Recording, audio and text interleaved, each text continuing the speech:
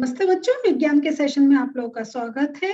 हमारा चैप्टर चल रहा है दहन और ज्वाला और आज हम इस चैप्टर में एक और सेशन स्टार्ट करने जा रहे हैं जिसमें हम लोग डिस्कस करेंगे कैसे हम आग पर नियंत्रण पा सकते हैं। तो बच्चों, हम लोगों ने ये इससे पहले वाले सेशन में भी थोड़ा सा मैंने आपको एक हिंट दिया था कि आग पर जो नियंत्रण हम करते हैं वो जनरली कैसे करते हैं, पानी डालकर, है ना। जब हमारे आग लगती है हम फायर एक्सटिंग्विशर को बुलाते हैं और वो फिर पानी डालते हैं। और इवन अगर हमारे घर में भी कभी कोई ऐसी चीज में आग लग जाती है तो हम लोग पानी डालकर उसे बुझाने की कोशिश करते हैं।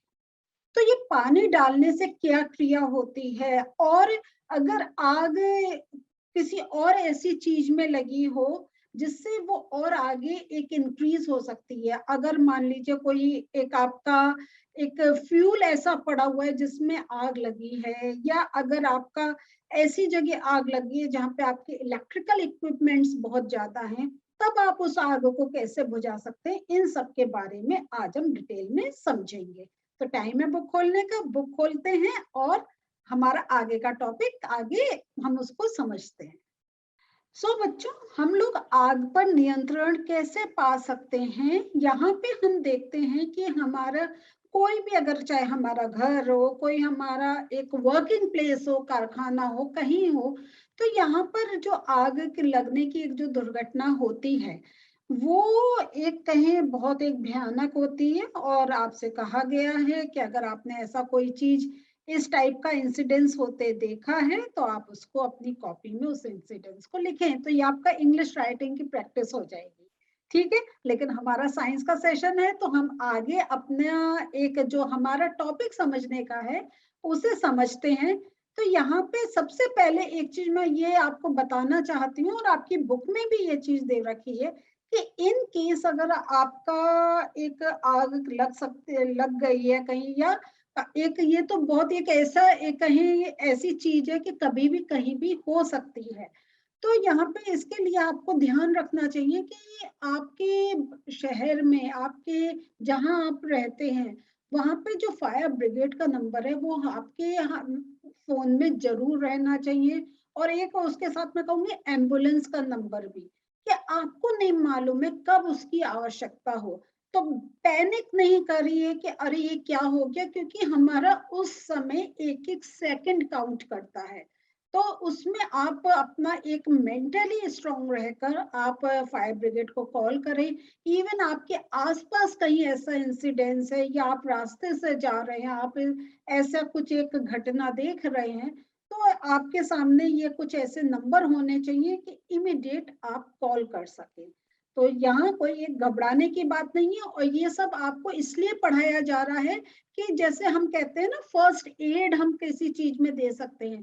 तो ऐसी अगर कुछ इस टाइप की घटना होती है तो सबसे पहले हम क्या ये करें कि जब तक कोई हमारे पास हेल्प आए हम उस पर कुछ अपने एक्शन स्टार्ट कर दें कि वो चीज इंक्रीज नहीं हो, है ना। तो ये एक आपको समझाने वाली भी बात है। तो कुछ हमारे टॉपिक्स ऐसे भी होते हैं कि हमें नॉलेज इंक्रीज करना और कैसे हम अपनी लाइफ में स्मूथली चल सकते हैं उसके बारे में बात करते हैं। तो चलिए यहाँ पे हम जैसे देखते हैं, तो ये जो आपका जो एक जो फायर ब्रिगेड आती है, या जो एक आपका ये कहीं आग की घटना है, तो उसको बुझाने की क्रिया में क्या होता है, जैसा मैंने आपको स्टार्टिंग ऑफ द सेशन बताया था कि हम जल डालते हैं, हम पानी डालकर आग बुझाने की कोशिश करते हैं। तो जो ये जो पानी क्यों डालते हैं, सबसे पहले अब हम साइंस पर आ रहे हैं ना। तो हम ये पानी क्यों डालते हैं, तो ये जो पानी है, तो जो एक पदार्थ जल रहा है वो उसको वो ठंडा करता है। और ठंडा करने का अर्थ यह है कि उसका जो तापमान है उसको वो डाउन करता है। क्योंकि ये देखिए, हम ये पढ़ चुके हैं जब किसी चीज का तापमान इंक्रीज होता है तो आग लगने की घटना एक बहुत कहें उसकी प्रोबेबिलिटी इंक्रीज होती है। तो यहाँ पर हम सबसे पहले वो जो टेम्परेचर है उसे डाउन करने की कोशिश करते हैं। और देखिए, हमें गर्मी लगती है तो हम ठंडे पानी से नहाते हैं, हमें गर्मी लगती है हम ठंडा पानी पीते हैं। तो इस प्रकार जब आग लगती है तो हम ठंडा पानी डालकर या हम जल ही डालकर जो एक हाई टेम्परेचर है उसको हम डाउन करने की कोशिश करते हैं। तो यहाँ पे देखिए यही बात कही गई है कि ज्वलनशील पदार्थों को ठंडा करता है। जो जल है वो ज्वलनशील जो है, जलने वाले जो पदार्थ हैं उनको वो ठंडा करता है और इससे क्या होता है कि उनका ताप उनके ज्वलन ताप से कम हो जाता है। तो अब हम लोग जो हमने पहले पढ़ा था उसको देखते हैं। हमने ज्वलन ताप का पढ़ा था कि पर्टिकुलर एक जब तक वो टेम्परेचर नहीं मिले तो इवन ज्वलनशील पदार्थ भी नहीं जलेंगे। तो हम वो जो ज्वलनशील पदार्थ का जो टेम्परेचर हाई होने से उसमें आग लगी है तो हम वो टेम्परेचर ज्वलन ताप जो है उसको डाउन करते हैं। तो और इस प्रकार क्या होता है, जब टेम्परेचर डाउन होता है तो जो आगे इंक्रीज होना है आपकी फायर को वो एक रुक जाती है। फिर क्या होता है, दूसरी हम चीज देखते हैं कि जब हम जल डालते हैं तो जल वाष्प क्रिएट होता है, वेपर्स क्रिएट होती हैं और उससे क्या होता है, जो ये जो जलवाष्प होती है, जो पदार्थ जल रहे हैं, जो ज्वलनशील पदार्थ जल रहे हैं उनको वो जो एक वेपर है वो उसको चारों ओर से घेर लेती हैं। और जब वो एक ये जो वाटर वेपर है ये जब उस पदार्थ को पूरा एक घेर लेती है उससे क्या होता है कि वायु की आपूर्ति बंद हो जाती है। मैं मेन पॉइंट्स आपके लिए मार्क कर रही हूँ क्योंकि हमें अगर मेन पॉइंट्स याद है तो हम पूरा सेंटेंस खुद बना के लिख सकते हैं। तो हमारा जब जलवाष्प बन रही है तो वो इस कारण जो वायु की आपूर्ति है वो बंद हो रही है। अब हम बैक अपने पॉइंट को जाएं कि क्या अगर हम जो एयर, जैसे हमने ऊपर एक्सपेरिमेंट में देखा था कि जब हमने कैंडल जलाई थी और हमने उसको एक नीचे से भी उसका वायु अंदर नहीं आने दी और ऊपर से भी नहीं आने दी तो कैंडल बुझ गई थी। तो सेम वे में कहीं आग लगती है तो हम जो एक एयर का जो एक वो जाता है, एक एयर फ्लो जाता है, इसको रोकते हैं और इस प्रकार भी आग बुझाने में वो एक हेल्पफुल होता है। तो दो चीज हमने देखी कि एक तो हमने देखा जो जल डालने से कि पदार्थ ठंडा हो जाता है, उसका जो ज्वलन ताप है वो डाउन हो जाता है। दूसरा वाटर एयर वेपर जो बनती है तो जो एयर फ्लो हो रहा है उसको वो रोक देता है, एयर का सप्लाई नहीं होती है तो जलने वाला पदार्थ एक जलने से रुक जाता है। फिर हमने देखिए ये जैसा आपका कहा है कि जैसा हम लोग पहले पढ़ चुके हैं तो आग लगने के मेन क्या होता है, कोई एक जो आग लग रही है, कोई चीज एक जल रही है, उसके तीन कारण होते हैं। हम पहले पढ़ चुके हैं, कौन कौन से हैं? नीचे लिखा है, आप लोग भी पढ़ सकते हैं कि एक तो है ईंधन, ईंधन होना चाहिए, ठीक है। फिर वायु होनी चाहिए। तो हमने वायु का क्या देखा था, मेन जो मैंने आपको पहले भी बताया था कि आपका वायु कह रहे थे लेकिन एक्चुअल वो ऑक्सीजन सप्लाई से रिलेटेड है। और फिर ऊष्मा, उसका टेम्परेचर। तो आपका ईंधन, वायु और ऊष्मा, ये तीन चीजें होनी चाहिए। तो अब आप ये सोच लीजिए ये तीनों चीजों पर अगर हम कंट्रोल कर लें तो आग नहीं लगेगी। सिंपल है ना? सिंपल कहने में है लेकिन वो करने में जरूर डिफिकल्ट होता है। लेकिन आगे हम फिर देखते हैं कि ये जैसा मैं अभी आपको बता रही थी कि अगर इन तीनों में से हमने दो पर कंट्रोल कर लिया कि या तो जो ईंधन जल रहा है वो एक हम किसी तरह से उसको हटा दें वहां से, या अगर हम वायु का एक जो है जो फ्लो जा रहा है उसको रोक दें और जो टेम्परेचर है उसको डाउन कर दें। तो इन जो तीन फैक्टर्स हैं उनमें अगर हमने दो पर कंट्रोल कर लिया तो हम आग लगने जो अगर कहीं आग लगी है तो उसको हम रोक सकते हैं। तो यहाँ पे यही इसको समझाया गया है। तो अधिकांश स्थितियों में ईंधन को हटाया नहीं जा सकता है, ये एक सबसे बड़ा है क्योंकि जो चीज ऑलरेडी बर्न हो रही है, और अगर हम देखें कहीं दुकान में, फैक्ट्री में, घर में कहीं हो जाए तो हमारे कितने ज्वलनशील पदार्थ होते हैं। लकड़ी का इतना सामान होता है, हमारा कॉटन का सामान होता है तो कॉटन भी फायर पकड़ लेती है, प्लास्टिक कितना होता है। तो हम अगर कहें तो जितने ज्वलनशील पदार्थ हैं तो घर खाली करना आग के बीच में वो डिफिकल्ट होता है। तो हम बाकी दो फैक्टर्स पे कंसंट्रेट करते हैं, कैसे वो हम जैसे हम उसका टेम्परेचर डाउन लेकर आए, वायु का जो एक है उसको ब्लॉक कर दें कि ऑक्सीजन सप्लाई नहीं हो, तो हम आग पर कंट्रोल कर सकते हैं। तो यहाँ जो एक इम्पोर्टेंट जो आपका आ रहा है, तो यहाँ हमने जो अब तक एक जलने की जो क्रिया देखी है, तो उसमें हमने वो देखा जहाँ पे ऐसे ज्वलनशील पदार्थ हैं। लेकिन अब जो ज्वलनशील पदार्थ तो हमने जैसे अपने चैप्टर के स्टार्टिंग में बहुत सारे पढ़े थे, तो उसमें आपका जो पेट्रोल है, डीजल है, या आपके इलेक्ट्रिकल कंपोनेंट्स हैं, ये सब भी इसमें भी आग लगने का एक प्रोस्पेक्ट होता है। तो ये इन सब में जो आग लगती है, तो क्या हम जल से बुझा सकते हैं या कोई और हमें प्रोसेस करना है, इसको अब हम आगे डिस्कस करने जा रहे हैं। सो अब हमने देखा कि नॉर्मल जो अब तक हमने देखा है वो हमने जल से एक जो है आग बुझाने की क्रिया के बारे में डिस्कस करा है। लेकिन अगर यही जो आपकी आग है ये विद्युत उपकरणों में, जो आपके इलेक्ट्रिकल अप्लायंसेस हैं, इनमें अगर लग जाती है, तो यहाँ पर हम जल से हम उस आग पर कंट्रोल नहीं कर सकते। बताइए क्यों?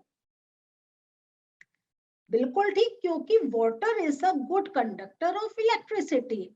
पानी के या जल के थ्रू अगर हम देखें इलेक्ट्रिक करंट बह सकता है ना।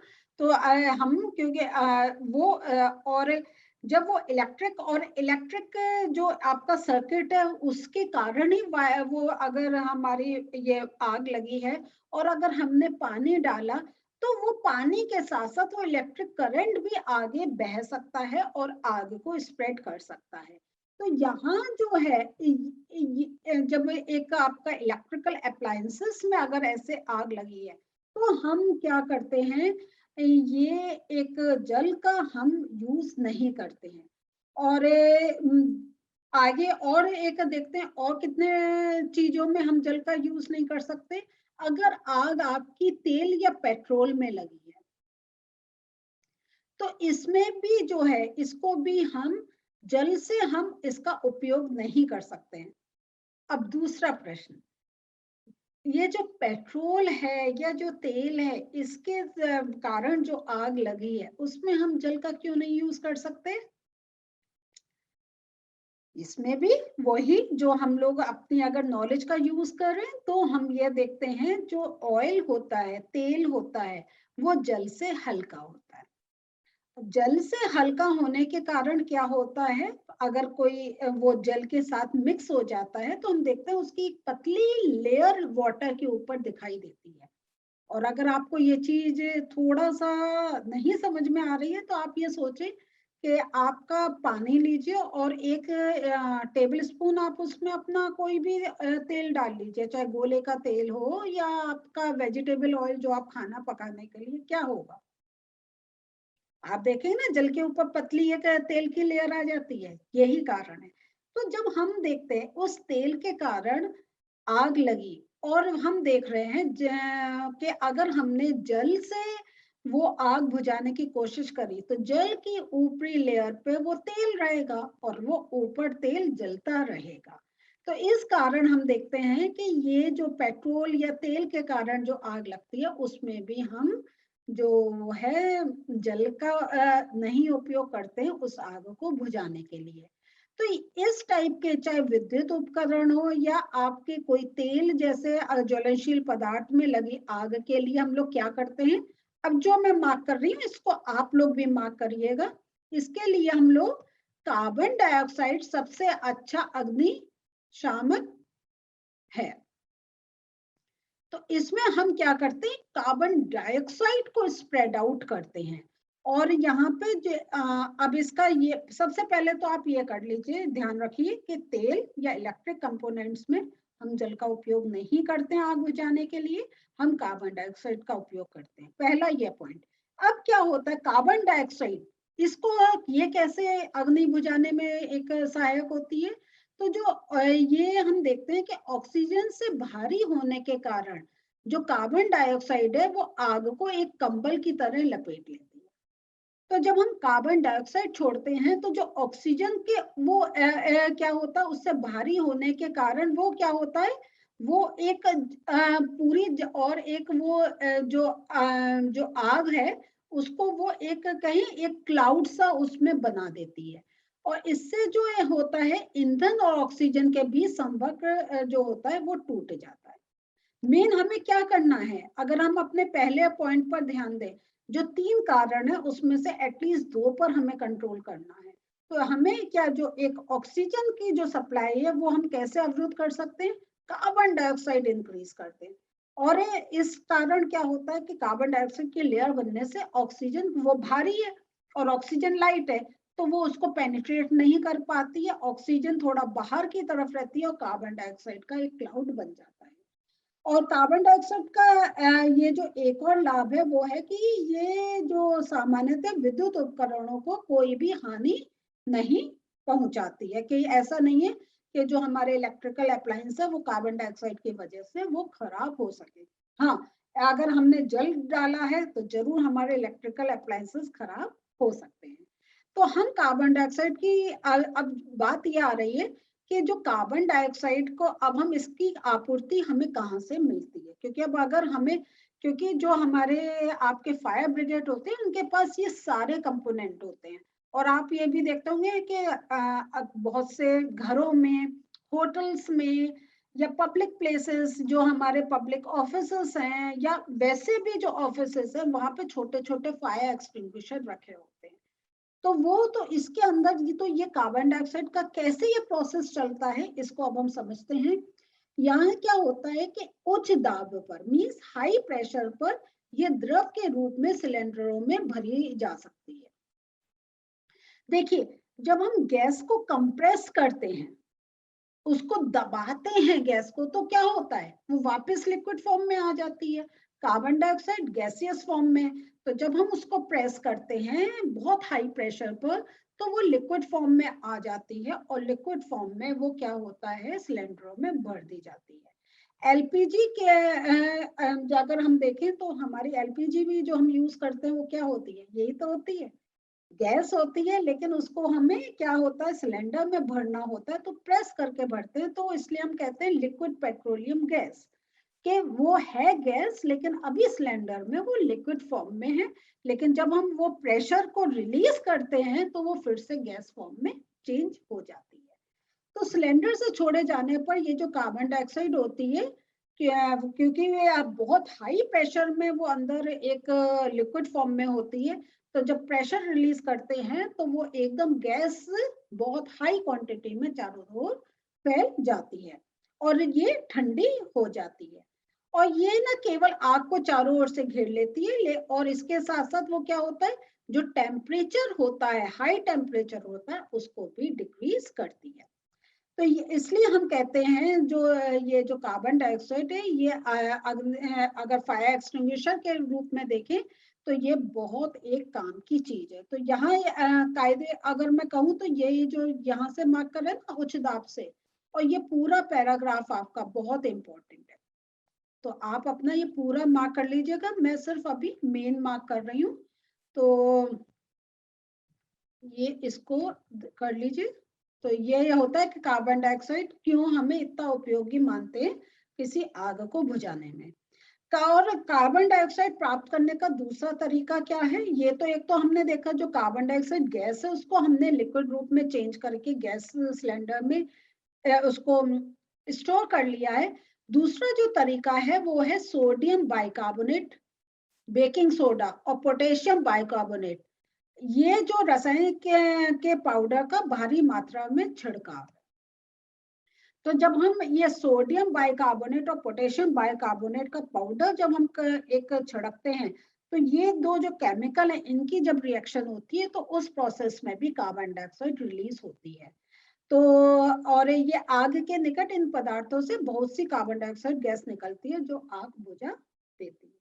तो ये क्योंकि आपने देखा होगा जब हम काफी एक केमिकल रिएक्शंस देखते हैं तो उसमें देखते हैं ये दो हमारे जो एक रिएक्टेंट है, जब वो आपस में रिएक्शन करते हैं तो कभी कार्बन डाइऑक्साइड गैस रिलीज होती है, कभी ऑक्सीजन रिलीज होती है, कभी वाटर रिलीज होता है, केमिकल रिएक्शन होती है। तो इस प्रकार ये जो दो केमिकल है सोडियम बाइकार्बोनेट और पोटेशियम बाइकार्बोनेट, तो इनको जब हम ये जब हम छिड़कते हैं तो इससे क्या होता है, इन पाउडर से कार्बन डाइऑक्साइड रिलीज होती है, और मेन हमें चाहिए कि कार्बन डाइऑक्साइड हमें चाहिए, जिससे हमारे दो फायदे होते हैं, एक तो टेम्परेचर डाउन हो जाता है और दूसरा क्या होता है, वो ऑक्सीजन के वो ब्लैंकेट सा फॉर्म करती है और ऑक्सीजन सप्लाई को एक रोकती है। तो बच्चों आज हमने देखा कि आग पर हम किस प्रकार काबू कर सकते हैं। तो सेशन एंड करने से पहले आज के थोड़े नोट्स देख लेते हैं। सो आग के 3 कारक होते हैं, ईंधन, वायु और ऊष्मा, ये याद रखिएगा। फिर हम दहन के प्रकार देखते हैं, तो ये मैं आपको पहले बुक में दिखा देती हूँ। ये देखिए आगे ना हमने अभी आग का पढ़ा, अब ये दहन के प्रकार है, इसको मैं आपको नोट्स की हेल्प से बता रही हूँ कि ये जो दहन ये कितने प्रकार के होते हैं। तो बच्चों ये जो आपका था, तो मेन आपको ये अपने एक याद रखना है, दहन कितने प्रकार के होते हैं और किस प्रकार, और उनका थोड़ा डिटेल। तो दहन जो होते हैं वो मेन 3 प्रकार के होते हैं, तीव्र दहन, स्वतः दहन और विस्फोट दहन। तीव्र दहन क्या होता है, जब दाहे तेजी से जलकर ऊष्मा और प्रकाश उत्पन्न करते हैं, तो यह हो गया तीव्र दहन। स्वतः दहन में क्या होता है, जब पदार्थ बिना किसी प्रत्यक्ष कारण के अचानक लपटों के साथ जल उठता है, वो होता है स्वतः दहन। तो जैसे हम देखते हैं कि हमारा सोडियम पोटेशियम के हम उसको एयर के कांटेक्ट में नहीं लाते हैं, क्योंकि जैसे ही एयर के कांटेक्ट में आते हैं उसमें विस्फोट हो जाता है, तो वो हो गया स्वतः दहन। और जो विस्फोट दहन होता है, ऐसे दहन की क्रिया जो बाहरी दाब या प्रहार के प्रभाव से होती है, तथा इस क्रिया में प्रकाश एवं ऊष्मा के साथ ध्वनि और भारी मात्रा में गैस भी उत्पन्न होती है। इसका एग्जाम्पल आ गया, जो आप आतिशबाजी करते हैं या जो बम फूटते हैं, वो हो गए विस्फोट। तो जिसमें हम क्या करते हैं, ये जो हमारे फायर क्रैकर होते हैं, तो हमारा उसमें हम देखते हैं कि ऊष्मा भी जनरेट होती है, लाइट भी देखने को मिलती है, उसके साथ साथ हमें साउंड भी सुनने को मिलती है, ध्वनि उत्पन्न होती है, और हम देखते हैं कितना स्मोकी हो जाता है, गैस भी उत्पन्न होती है। तो ये हमारे जो दहन है वो 3 प्रकार के हैं, तीव्र, स्वतः और विस्फोट दहन। और दूसरा जो हम देख रहे हैं, जल द्वारा आग पर नियंत्रण की बात अगर जैसे हमने देखी थी, तो जल ज्वलनशील पदार्थ को ठंडा करता है। ज्वलनशील पदार्थ का ताप उसके ज्वलन ताप से कम हो जाता है, इस प्रकार आग का फैलना रुक जाता है।